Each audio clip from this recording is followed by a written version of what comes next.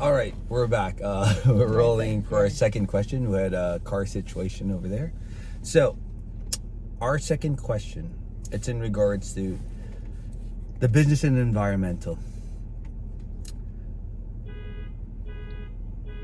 Okay, hang on a sec. Is it?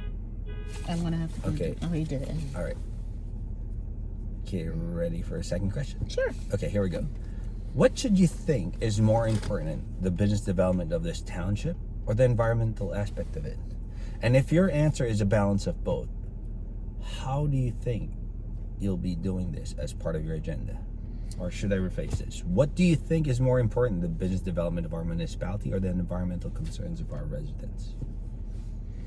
I think, and my true honest would be the business development. Because without businesses striving, there's no people to take care of the environment.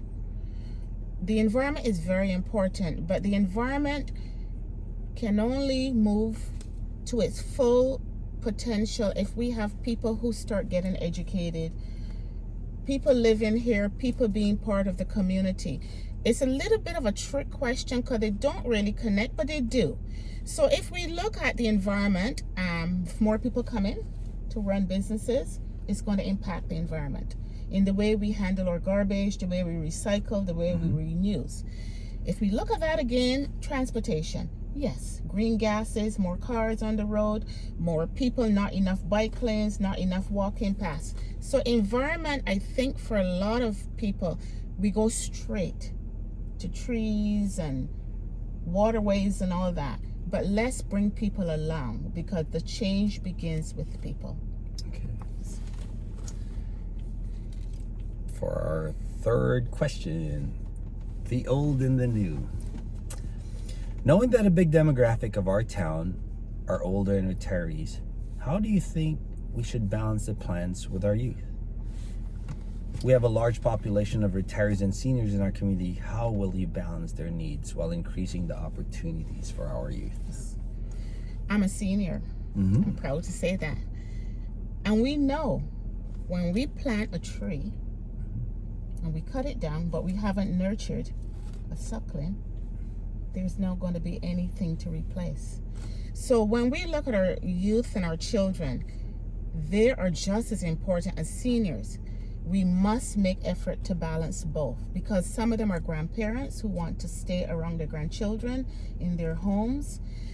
And again, some of them are young families who move here, who want to put their roots here and not have to think that they have to go because it's only catering to seniors. So we have to start with infrastructure, sidewalks, safe walking paths, so that seniors can also feel part of it. We have to look at housing for seniors in the sense of long-term care facilities. We have to look at seniors who want to stay in their homes. Not everybody wants to go to a long care facility.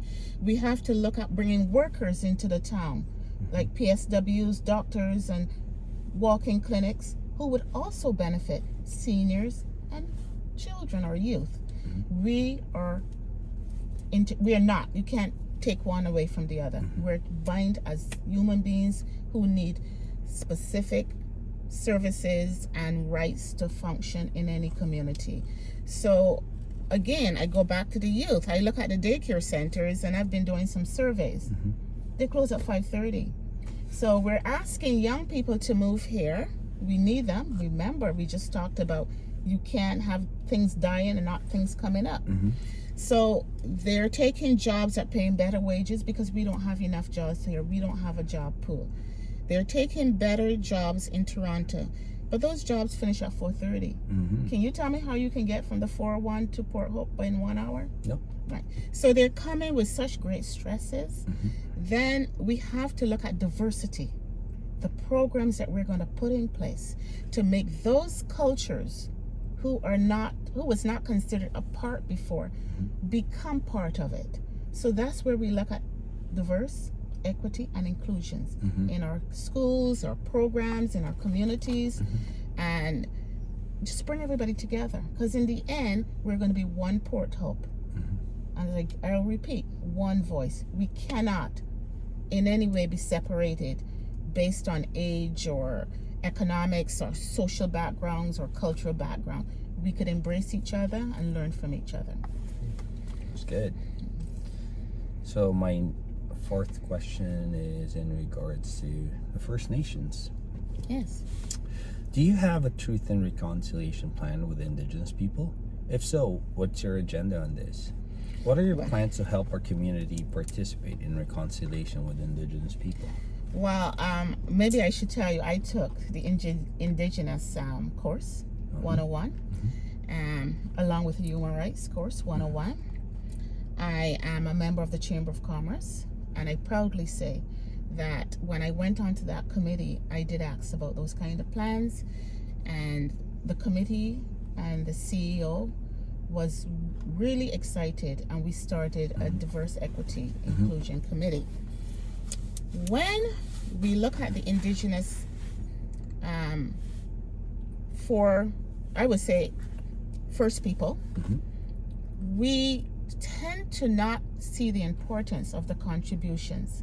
I think for our lands and our reserves, we should still be consulting with them. We need to learn from them. We don't know everything about our natural resources. We don't know a lot about our hardscapes with trees and stuff. So we can't just learn these things from textbooks. We need to have them become part of us. We need to embrace them. And I've been interacting with some of the members of the Indigenous people because that's who I am. I like to learn about people and make it part. So without any prompting, I don't know if I'm the only one running for mayor who's taken that course. I went ahead and I took the course because there were a lot of things that I thought I knew that wasn't right. There's a lot of myths that was put out in social government policies that we're now calling reconciliation and truth. So I think everyone on council or in committees in our town should be looking to go to those kind of courses and learning from them. And I took that initiative, and I will continue that in council. I will continue that in our schools, making them part of it. All right, perfect. And then for my final question, it's in regard to corporations and the people. Corporations and the people. The current large corporations and developers that are stakeholders in our township have a lot to say in most projects here. How can you make sure that the local residents' interests are met? Let me rephrase that again. At present, actually, there are large corporations and developers with the influence and resources to have their say about most projects here. Can you balance corporate interests with the interests of residents and ensure that the people who live here are also heard? Yes, we could invite corporate interests as partners. And how do we do that? We could invite them as partners in housing development. We could invite them as partners in areas that we are not going to be able to afford because our municipality is struggling. We're paying a big, say 30% at least to the county for services. And I'm not going to touch any other budgets that I look at here, but just take 30 from 100%, we're left with 70%. So as a household person, a mom, if I have only 70 cents to spend on all the other things, I would want to look to bring partners along. So I've put proposals out with builders.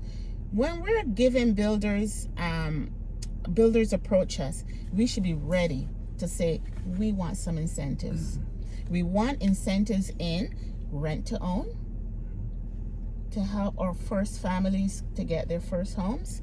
We want incentives in you giving back to probably, building a senior center. We want to ask corporations to give us funding and grants that I'm sure if we ask, we could get. And we haven't been even asking for government grants.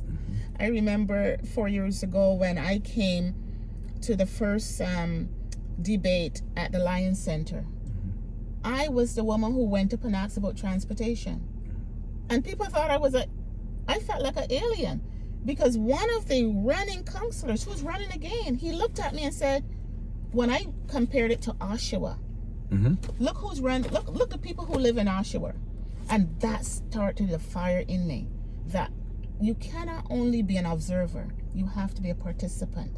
100%. So my participation is running for mayor, bringing a strong voice, a compassionate voice to the care that we need in our community.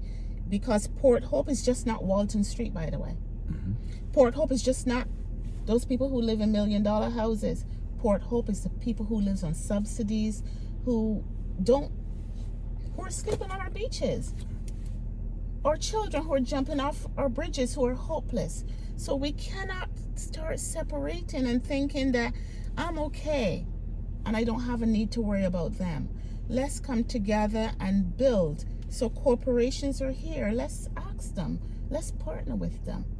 Let's do what we have to do. That's my passion for corporations. And again, housing, nursing homes, they can help us in many ways. They help hospitals, by the way. I see their corporate side. Yeah. They can help Port Hope. For sure. Yes. Well, that's pretty much my 5 questions for everyone. And thank you, Angela, for seeing me. And Thank you. I'll send you a copy of all the videos. All the videos, and thank everyone's you. going to be using thank this. you. And Yes, have thank a you. great day. Thank you. Thank you. Yeah, thanks.